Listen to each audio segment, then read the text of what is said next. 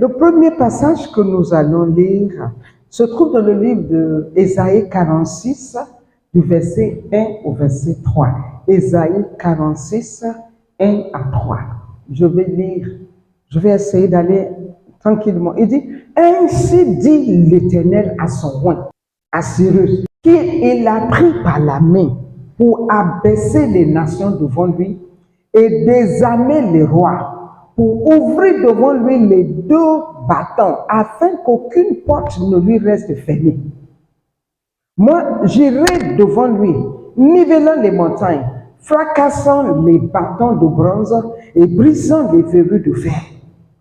Et je te donnerai les richesses cachées et les trésors déposés dans des lieux secrets, pour que tu saches que c'est moi, l'Éternel, moi qui t'appelle par ton nom, moi, le Dieu d'Israël. Alléluia. Amen. Et le deuxième passage que nous allons prendre se trouve dans le livre de Psaume 107, le verset 10, 14 et 16. Je lis Psaume 107, verset 10. Il dit, d'autres se trouvaient dans des lieux où régnaient d'épaisses ténèbres et l'obscurité la plus noire, enchaînés dans la misère et les fers. Il les fit sortir des lieux sombres et ténébreux. Il rompit les liens qui les retenaient, car il a brisé les portes de bronze et il a rompu les verrous de fer. Je vais commencer par le premier que nous avons vu dans Ésaïe. Que sont les portes des reins? Les portes des reins sont des barrières physiques ou spirituelles, érigées pour interdire à quelqu'un le passage ou l'entrée dans un autre lieu. C'est une porte, ça peut être physique, ça peut être spirituel, mais c'est quelque chose qui a été érigé pour que tu ne sois pas capable de quitter où tu es pour aller à un autre niveau. Les portes des reins, par exemple, surtout le niveau spirituel, parce que, prenez, si nous fermons toutes les portes ici, est-ce que tu peux sortir? Tu peux bouger, tu vas marcher ici, tu peux faire tes grands tours si tu veux, mais tu vas tourner en rond.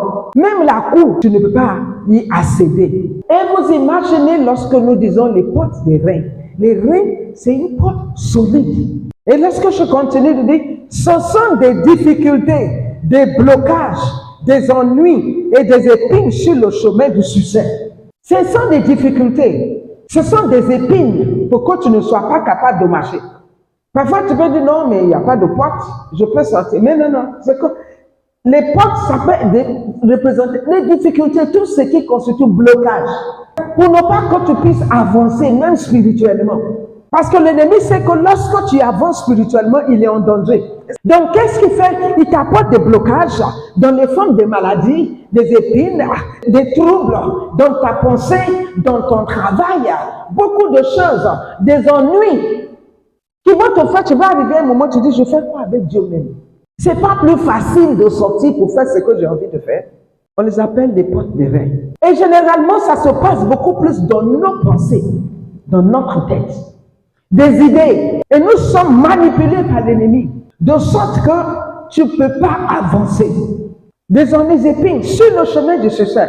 Il peut s'agir de murs physiques que nous voyons et des barricades spirituelles que seul Dieu peut nous faire voir. Mais qu'ils soient visibles ou invisibles, leur motif est d'arrêter le mouvement vers l'avant et la progression.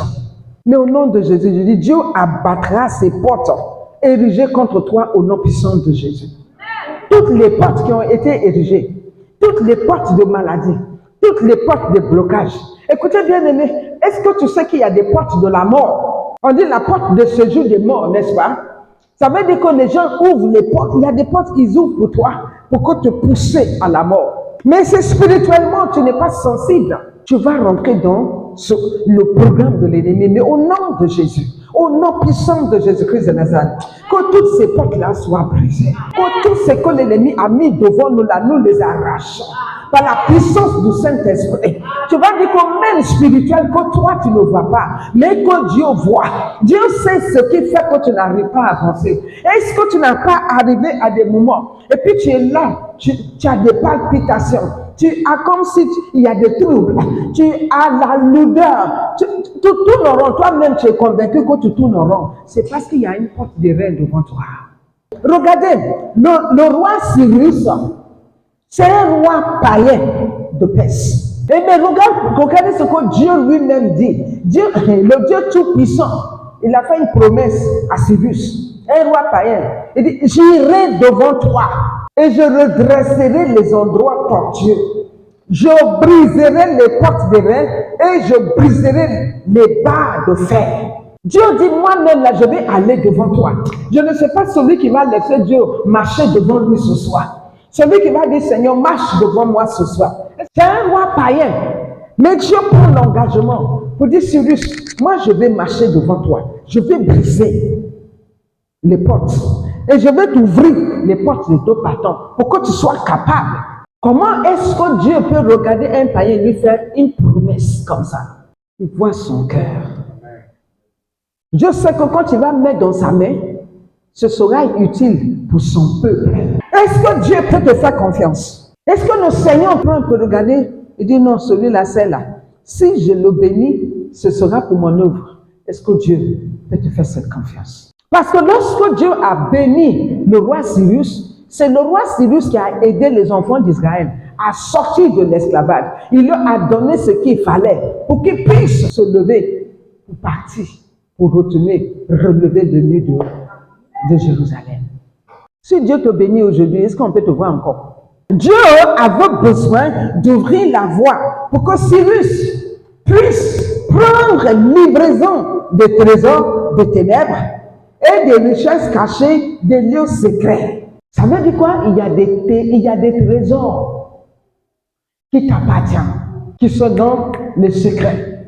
Ça veut dire que où tu es là, il y a des trésors qui sont cachés. Il y a des richesses qui sont dans les ténèbres. Jusqu'à ce que les portes des reins soient démolies, il ne peut y avoir des trésors des ténèbres ni des richesses cachées dans des lieux secrets. Si les portes des reins ne sont pas démolies, c'est pour ça que je prends le temps. Pour que même après cette prière, toi-même à la maison, tu vas continuer à prier. Pour dire que toutes les portes des reins, toutes les portes qui constituent blocage, ce que l'ennemi a pris pour devenir une porte, pour me maintenir sur le même endroit là, je te brise au nom puissant de Jésus. Et puis tu vas crier pour dire, Seigneur, au secours. Au secours, Seigneur, viens à mon soutien. Au secours, Seigneur, viens. Passe devant moi. Nivelle tous les chemins tortueux. Il dit, moi-même, je passe devant toi. Pour que toutes les choses qui sont bizarres, les routes bizarres là, il dit, moi-même, je vais venir faire, je vais niveler. Je vais faire que je vais aplanir ton chemin. Tu vas demander, Seigneur, viens aplanir mon chemin. Éternel, conduis-moi cette nuit-là. Je suis là pour toi.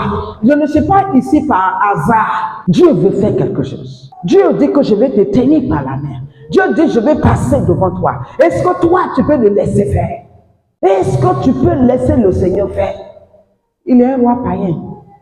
Mais Dieu savait que lui, là, c'est un instrument pour moi.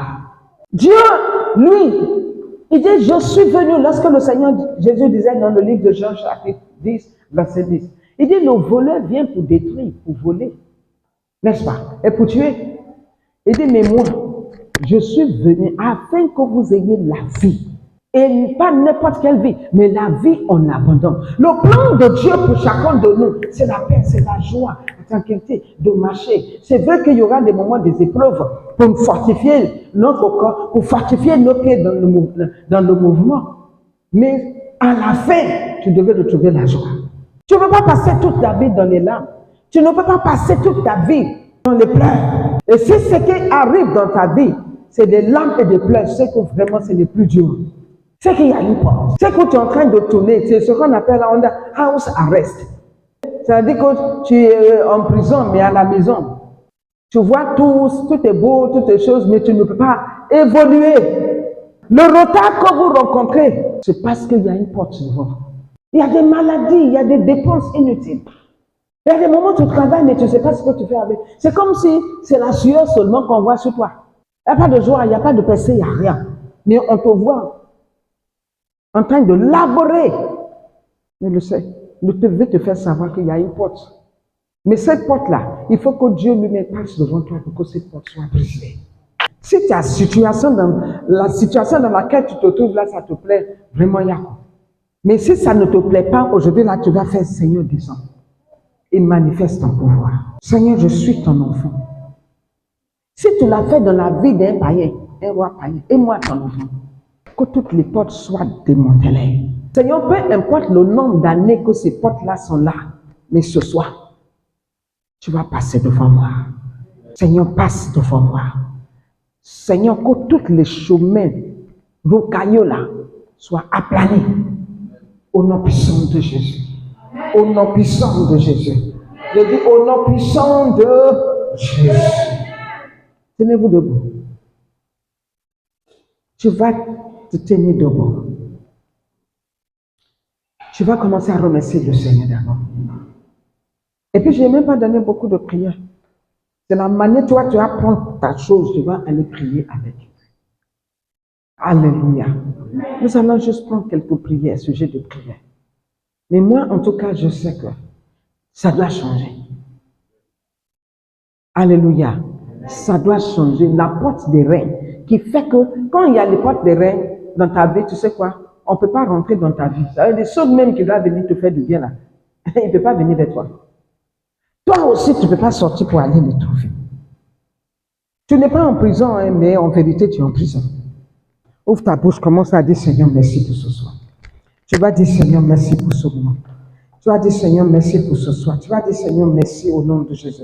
Ouvre ta bouche, commence à remercier le Seigneur. Ouvre ta bouche, commence à remercier le Seigneur. Remercier de ce que vraiment, il pense à toi ce soir. Et qu'il est venu vers toi, Seigneur, ce soir. Il veut passer devant quelqu'un. Le Seigneur veut faire quelque chose dans la vie de quelqu'un ce soir. Maraba shaka rebobo ribobo fataka rabo shaka.